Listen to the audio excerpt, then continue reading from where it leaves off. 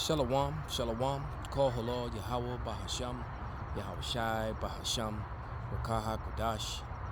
Double honors into the apostles, double honors into the elder bishops. Salutations to all my fellow laborers doing this work in truth and sincerity, risking their lives and their freedom to do so, now more so than ever. To the scattered elect that are scattered around the four corners of the earth, that be like unto the speckled bird, the Israelite foreigners among the heathen that look like those heathen nations. This is not a black thing. And to the few Akwaf that are listening and learning, to you, I say Shalom. This is your brother Malcolm from the branch of the Great Millstone here in Chicago, coming at you from a wooded area, obviously.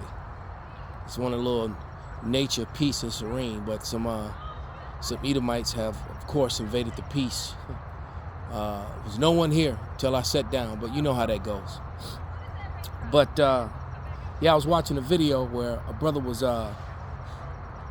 talking about, I guess the British government is talking about some large amount of money to pay for reparations for their role in the slave trade, which is really going to be pennies compared to what they really owe, because the scriptures clearly say the earth was created for our sakes, for the Israelites' sakes. And you know, and Esau Edom, he fulfilled his role in prophecy by living by the sword. You know, it said, by the sword thou shalt live. So, you know, that was his blessing, his weaponry, and that he would be a warlike people. And he pretty much stole the whole earth. All right, this is how you know that those Edomites I was talking about.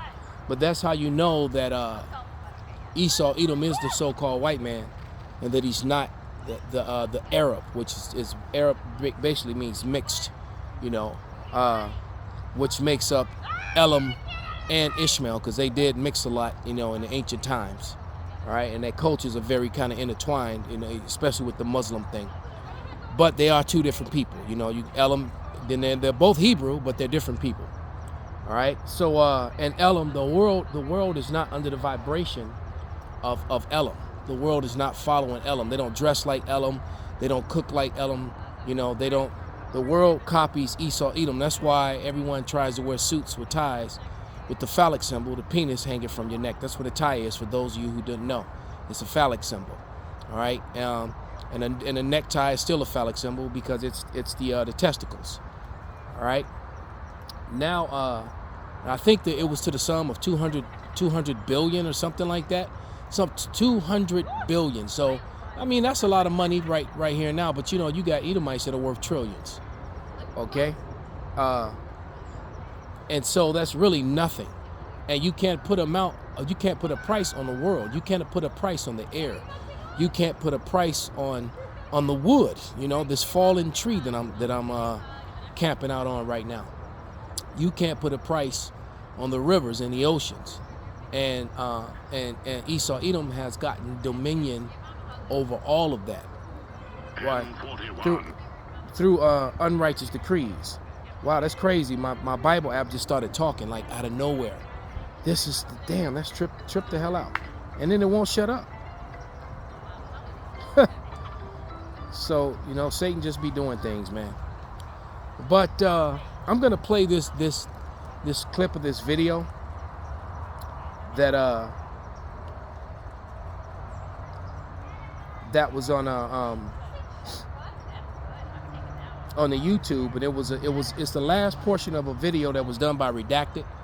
So I'll just let it speak for itself, and then I'm going to go into the scriptures afterwards. All right. Before I do so, though, let me read the scripture before I even do that. Let me go to Numbers.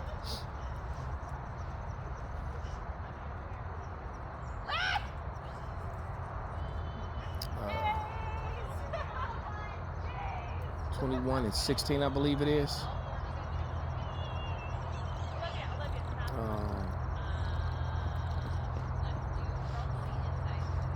This is not Numbers, it's Exodus 21:16. Yeah, it says, and he that stealeth a man and selleth him, or if he be found in his hand, he shall surely be put to death. All right, so that's a promise that came from on high. All right, the Lord did that. He said if you still a man, and he be found in your possession, that man shall be put to death. So we're still in the hands of the Edomite race. We're still their captives. All right, you have a social security number, you have a birth certificate, you have you have the ID, you have the citizenship. Basically means they own you. Everything you buy, you have to register. All right, which means you get a home, they really own the home. You get a car, they really own that house. All right, you think not? Pay off your house and then don't pay your taxes. Okay. So basically they've enslaved you, and then they tax you basically they make you pay for being a slave. All right, this is crazy. My phone, my Bible app just it's never done that before. It just starts playing music and talking and shit. That shit crazy. Okay, but let me find this video. And here we go. Our use of clomiphene Wait, is a fantastic they got a commercial, of course. What clomiphene does is it blocks the body's Okay. These things were not a manipulation of reality or any kind of distortion. It was George Bush did get a DUI. Hillary Clinton was investigated by James Comey. Yeah. Trump did have COVID. These are the real October surprises. So now they're sort of showing you, like, if you see anything that's an October surprise, it's probably fake news. It's probably right-wing nut job conspiracy stuff. Like, it's not real. So don't put and any we stock just in watched it. the Y files, the Project Bluebeam. I mean, it's kind of like laying that out. Like, this is exactly what was talked about. Yeah, exactly. I mean, the idea of a fake alien invasion is all about continuity of government, as our upcoming guest is going to talk about here. Because when you then take away, when you have this like invasion that we need to all now be locked down because of, and they control it, there's a continuity of government that takes the president of the United States out of the equation, and it puts it in the hands of NORAD. And NORAD then becomes the controller of the United States, becomes the de facto president of the United States. So then we are then under sort of a martial law, and we lose and sort of give up all of our civil liberties. And that's exactly what they would love to do. That's exactly what we did after 9/11 with the Patriot Act. So it's not ridiculous at all. I love that photo, though. I mean, I love that they chose a UFO for that. I mean, they're literally preparing us for this. I didn't see it that way, but I see what you're saying. I mean, just listen to these whistleblowers who are talking about this and warning about it. Pay attention, people. We're not crazy. And by the way, all of these, well, we are, but we have to be, right? You know, the crazy ones, like, we have to be, because all of these conspiracy theories have come true. Yeah. All of these quote unquote conspiracy theories have now come to pass. So anyway.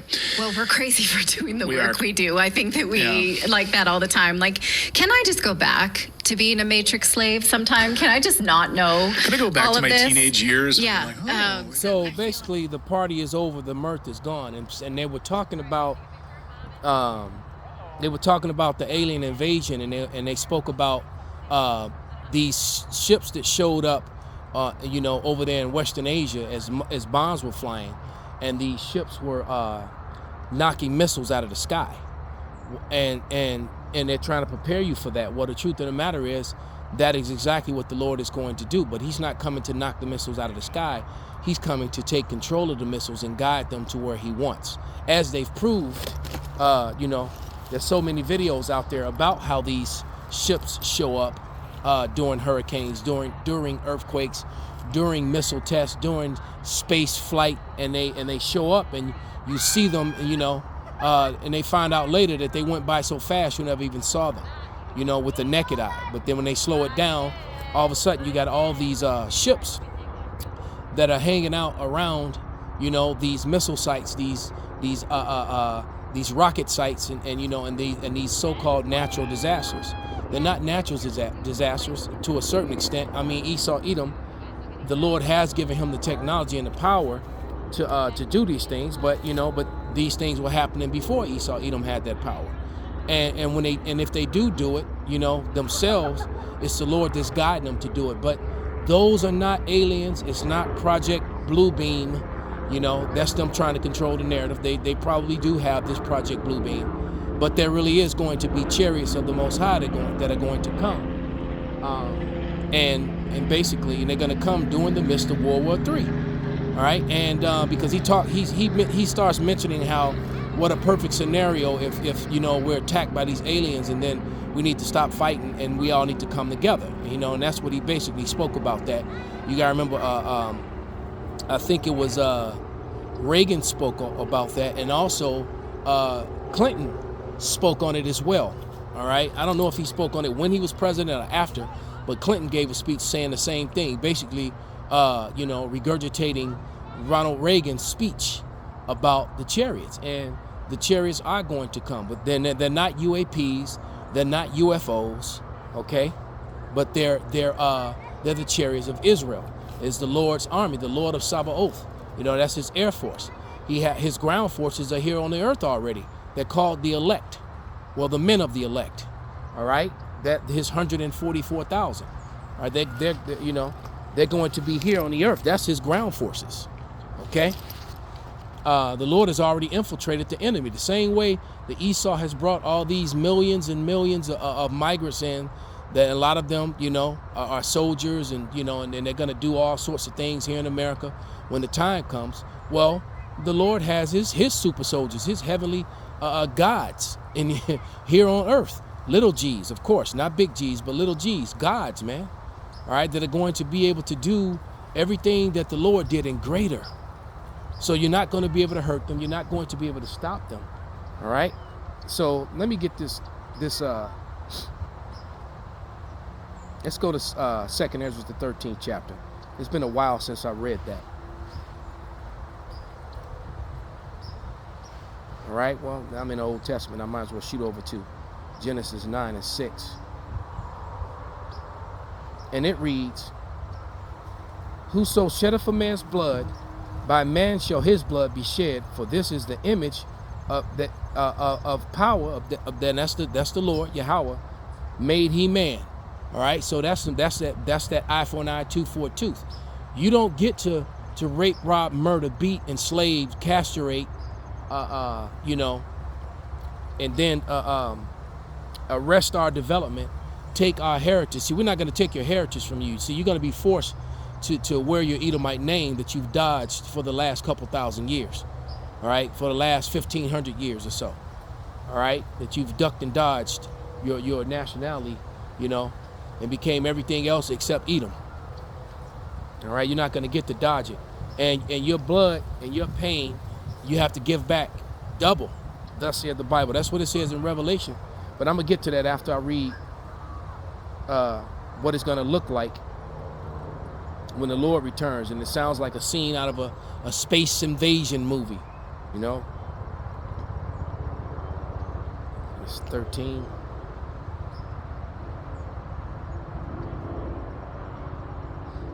Yeah, let me just...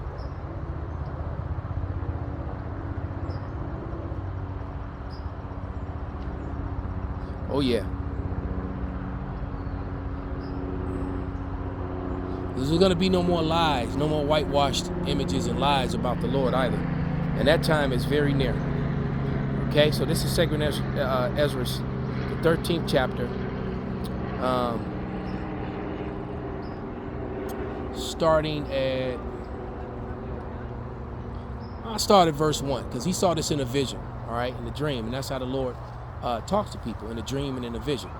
But it says... And it came to pass after 7 days, I dreamed a dream by night. And lo, there arose a wind from the sea, that it moved the waves thereof. And I beheld and lo, a man that waxed strong with thousands of heaven. And when he turned his countenance to look, all the things trembled that were seen under him. And all the things trembled are the people. Everything's going to tremble when they see them, because they're going to see when these chariots show up. They're going to stop, you know, NATO and whatever's left of American forces. Well, America's going to be wiped off the earth, and so will the Israelis. So what's left of any forces that was on America's side, well, they're going to stop fighting one another and start trying to fight the Lord. So Gog and Magog, they're gonna get it too. All right, but it says, and when wheresoever the voice went out of his mouth, all they that burned that heard his voice, like as earth faileth when it filleth to fire. So all I can see is when those rays, those beams of concentrated fire and lightning were coming out of those ships when you go War of the Worlds, especially the newer one with Tom Cruise, okay? And that's what is coming out of their mouth, because that's what it looked like to him when he had this vision. You're talking about a man having a vision. There they go with this bullshit again when they start talking. You're talking about a man who's had a vision, 2,500 years ago, 3,000 years ago, and trying to describe things today. All right. But it says, verse 5. And after this I beheld, and lo, there was gathered together a multitude of men out of the number of the four winds of the heaven to subdue the man that came out of the sea, that came out of the heavens. They're going to, also all these nations that are at war with each other and they're allies with each other are going to try to come together to fight against the Lord. All right. And the Lord's going to put fear on them, but they're going to fight anyway, just so he could destroy them and show his power. The same way he did to Pharaoh. And I'm going to read it. It says, but I beheld, and lo, he had engraved himself as a great mountain and flew upon it. So his ship, just like that gigantic ship, appeared out with fire and brimstone. It looked like coming out of the clouds in that Independence Day. All right, he's gonna come right out of the clouds just like that on a mountain-sized ship. Okay, it's gonna be so big you won't be able to see. It's gonna be bigger than cities, man. All right, Chicago is a ginormous city. LA is a ginormous city. New York is a ginormous city. We're talking about something that's gonna blot out the sun, make it dark when it comes over. All right. The force is alive around me. All little creatures are running around. All right, but it says, but I would have seen the great region, a place where the hill was graven, and I could not. And after this I beheld, and lo, all they which gathered together to subdue him were so afraid, yet durst fight. And lo, as he saw the violence of the multitude that came, he neither lifted up his hand, nor held a sword, nor any instrument of war, but only I saw that he sent out of his mouth as it were a blast of fire, and out of his lips a flaming breath, and out of his tongue he cast sparks out of a tempest. So we're talking about like a fire ray, a laser ray type tornado spinning in a concentrated, and going and destroying them.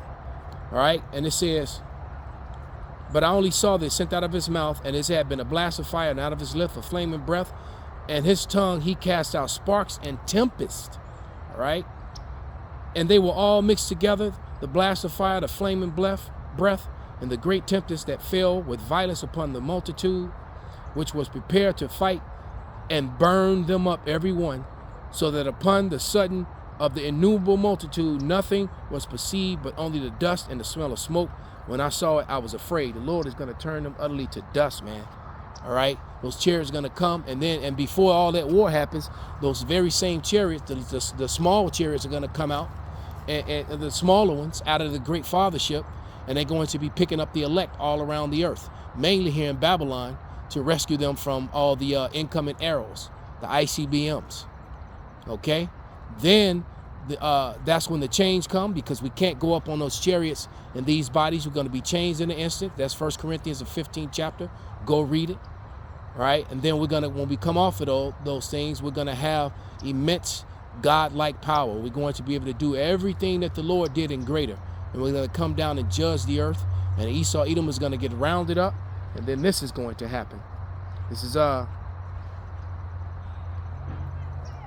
Revelation 18:6. We'll start with that one. Reward her even as she has rewarded you, and double unto her, double according to her works, and in the cup which she filled, filled to her double. Esau got to pay double. That's why we always say 1,000 years of slavery. All right, they're going to get double what we got this last go around. And it's going to be the worst, most inhumane, frightening, little nightmarish, constant nightmare for them. Just like in that damn game, that wicked video game. They're little nightmares. You just constantly, except they won't be able to run. There won't be nowhere they can run or hide. All right, and they're gonna have to work for free to build up the kingdom of heaven for 1,000 years, and it's gonna be so. They're gonna wish for death, try to commit suicide. Death shall flee away from them. Their existence is gonna be that terrible. They're never going to know what it's like to lie with a heathen woman with the other nations. All right, you won't be getting the Asian women and the Indian women and the black women and nothing. You ain't never gonna know what that's like. Okay, only the elect will know what that's like. Okay, point blank, period. All right, it's gonna be changing places, just like the movie. You're gonna go but you're going from riches to rags, not rags to riches. And this is Revelation 13:9 and 10. If any man have an ear, let him hear. He that leadeth into captivity shall go into captivity. He that killeth with the sword must be killed with the sword. Here is the patience and the faith of the saints. Call halal Yahweh Basham Awashai Bahasham Kahakwadash Kwam Yasharala Abad Babal.